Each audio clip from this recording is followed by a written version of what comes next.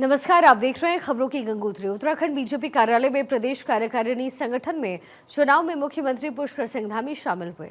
CM के साथ BJP सांसद और पूर्व सीएम और मंत्रियों के साथ विधायक भी मौजूद रहे। इस मौके पर मुख्यमंत्री पुष्कर सिंह धामी ने वर्तमान प्रदेश अध्यक्ष के साथ नामांकन में हिस्सा लिया। खबर है कि अभी तक मात्र एक ही नामांकन दाखिल हुआ। हालांकि प्रक्रिया के तहत प्रदेश अध्यक्ष की घोषणा अभी होनी बाकी है, लेकिन सीएम और तमाम सांसद विधायकों का समर्थन वर्तमान प्रदेश अध्यक्ष के साथ है। नरेंद्र मोदी जी के नेतृत्व में आज पार्टी का और देश का जिस प्रकार से विस्तार हुआ है वो अपने आप में ऐतिहासिक है।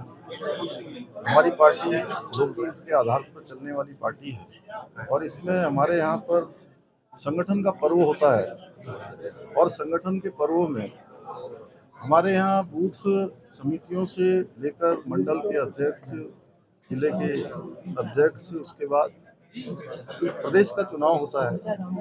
आज प्रदेश के चुनाव की तारीख नियत की गई थी। आज नामांकन की प्रक्रिया का दिन था।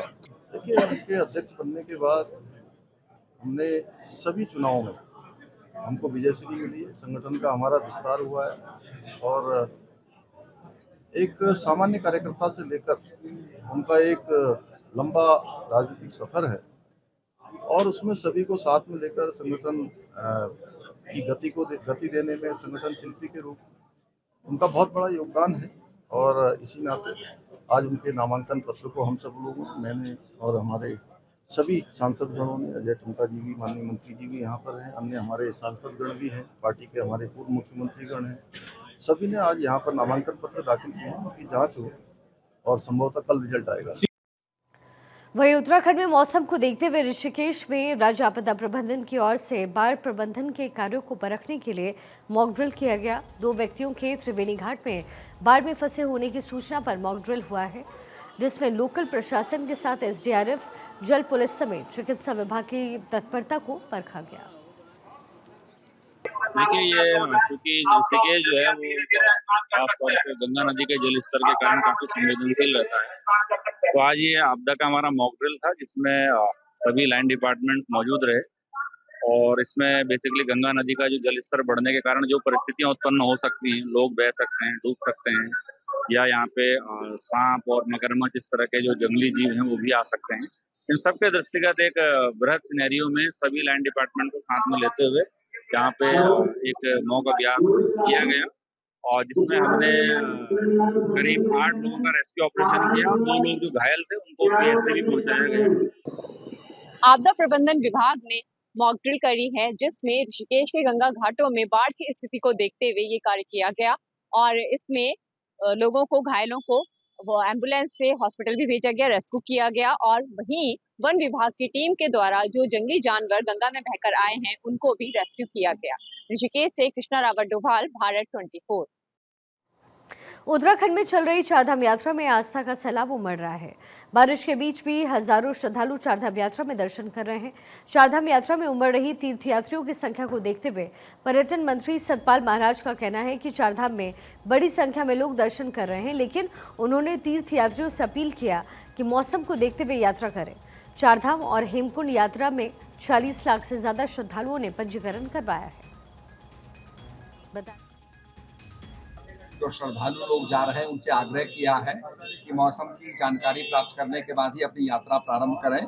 इस प्रकार से चारधाम यात्रा और हेमकुंड साहिब यात्रा में कुल मिलाकर के 46,77,700 श्रद्धालुओं ने अब तक अपना पंजीकरण कराया है, ऑनलाइन ऑफलाइन। जहाँ भी एवलांच आता है, जहाँ भी पहाड़ गिरने की संभावना रहती है, वहाँ हमारी जेसीबी तैनात रहती है। हमने पूरी इंस्ट्रक्शंस दी हैं और आप जानते हैं कि ये सूचना तो मिल जाती है कि साहब रास्ता जो है अवरुद्ध हो गया है, पर ये सूचना नहीं मिलती कि रास्ता ठीक भी कर दिया गया है। तो रास्ता को रिपेयर भी हम कर रहे हैं, एसडीआरएफ भी लगी हुई है। माननीय धामे जी का निर्देश है कि रास्ते खोले जाएं जल्दी से जल्दी। वो सब काम में हम लगे हुए हैं, पर बरसात से कोई लड़ नहीं सकता है। आपको पता है कि बहुत ज्यादा बरसात हो रही है, फिर भी हमारी टीम लगी हुई है। उत्तराखंड में चारधाम यात्रा, जो कि हर साल लाखों श्रद्धालुओं को अपनी ओर खींचती है, लेकिन रविवार को भारी बारिश और भूस्खलन के खतरे की वजह से 24 घंटे का प्रतिबंध लगाया गया। अब इस प्रतिबंध को हटा दिया गया है और यात्रा एक बार फिर से शुरू हुई। गढ़वाल मंडल आयुक्त विनय शंकर पांडे ने इसकी पुष्टि करते हुए बताया कि मौसम की स्थिति को देखते हुए ये फैसला लिया गया। साथ ही उन्होंने जिलाधिकारियों को विशेष हिदायत दी है कि वो अपने अपने इलाकों में मौसम के हालात के मुताबिक वाहनों को रोकने या फिर आगे बढ़ाने का फैसला करें। ये कदम यात्रियों की हिफाजत को ध्यान में रखकर उठाया गया ताकि बारिश और भूस्खलन से होने वाले खतरों से बचा जा सके। उत्तराखंड में पिछले कुछ दिनों से लगातार बारिश हो रही है, जिसने पहाड़ी इलाकों में हालात को मुश्किल बना दिया। भारी बारिश की वजह से सड़कों पर भूस्खलन का खतरा बढ़ गया और कई जगहों पर रास्ते बंद होने की खबरें आई। चारधाम यात्रा, जिसमें बद्रीनाथ, केदारनाथ, गंगोत्री, यमुनोत्री के दर्शन शामिल हैं, पहाड़ी रास्तों से होकर के ये गुजरती है और इन रास्तों पर मौसम का मिजाज बिगड़ने से यात्रियों की जान को खतरा हो सकता है। इसी वजह से प्रशासन ने रविवार को यात्रा को एक दिन के लिए रोक दिया। ये फैसला न सिर्फ श्रद्धालुओं की सुरक्षा के लिए लिया गया, बल्कि सड़कों पर जाम और हादसों को रोकने के लिए भी जरूरी था। प्रतिबंध हटाने के बाद अब यात्रा फिर से शुरू हो गई, लेकिन प्रशासन ने साफ कर दिया है कि मौसम की स्थिति पर कड़ी नजर रखी जा रही है। जिलाधिकारियों को ये जिम्मेदारी दी गई है कि वो अपने इलाकों में बारिश और भूस्खलन की आशंका को देखते हुए फौरन कदम उठाएं। अगर जरूरत पड़ी तो वाहनों को रोक करके यात्रियों को सुरक्षित स्थानों पर ठहराया जाएगा।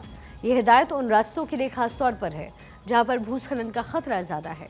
चारधाम यात्रा उत्तराखंड की आस्था और संस्कृति का अहम हिस्सा है और हर साल लाखों लोग इन पवित्र स्थानों के दर्शन के लिए आते हैं, लेकिन मौसम की मार ने इस बार यात्रा को चुनौतीपूर्ण बना दिया। प्रशासन की कोशिश है कि श्रद्धालुओं को दर्शन का मौका मिले, मगर उनकी हिफाजत से कोई समझौता ना हो। यात्रियों से भी अपील की गई कि ये मौसम विभाग की चेतावनी पर ध्यान दें और प्रशासन के निर्देशों का पालन करें। ये मौसम और आस्था का इम्तिहान है, जिसमें सतर्कता ही सबसे बड़ी ताकत है।